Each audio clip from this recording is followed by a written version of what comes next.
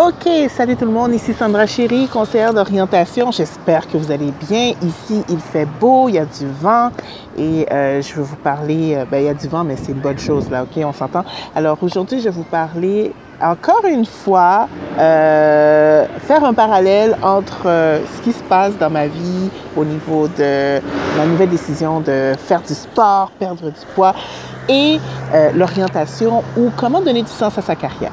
Alors, que fait-on lorsque on se donne un objectif, on fait des efforts et que le résultat n'est pas au rendez-vous? Les résultats voulus et attendus ne sont pas là.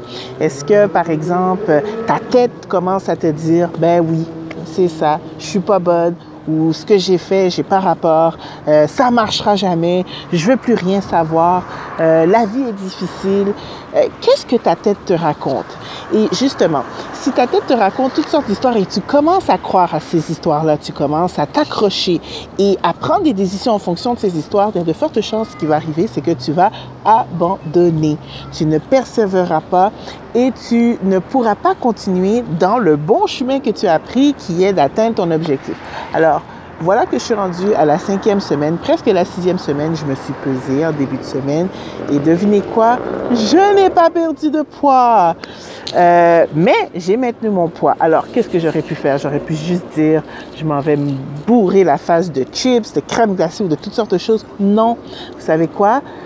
Prendre cette information justement du résultat qu'on n'a pas, c'est tout simplement une information, une rétroaction que peut-être il y a quelque chose que tu ne fais pas, que tu devrais faire ou changer ton approche, faire les choses différemment. Alors, je me suis assise avec mon entraîneur, puis on a décidé d'essayer une nouvelle approche et voir si ça va fonctionner ou pas. Alors, toi, qu'est-ce que tu fais justement lorsque tu te trouves face à une difficulté? Lorsque tu donnes des efforts et que ça n'arrive pas, comment tu agis? Qu'est-ce que ton mental te dit? Vous savez quoi? Le mental, c'est tout.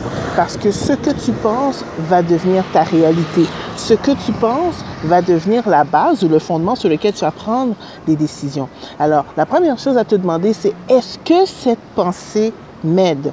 Est-ce que cette pensée m'est utile pour continuer dans l'atteinte de mon objectif? Est-ce que cette pensée m'est utile ou est-ce qu'elle me donne l'élan, l'impulsion, le désir nécessaire pour avancer et bouger vers ce que je veux, vers ce qui est important pour moi, vers l'atteinte de mon objectif?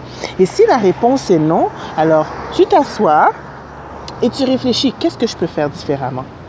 Qu'est-ce que je peux faire différemment? De quelle autre façon je pourrais m'y prendre pour justement bouger et avancer vers ce qui fait du sens pour moi, vers ce qui est important, vers mon objectif. On n'abandonne pas. Non, ce qu'on fait, on retrousse les manches. Je vais me retrousser la manche là. Hein, voilà, on se retrousse la manche. Et on continue, on n'abandonne pas.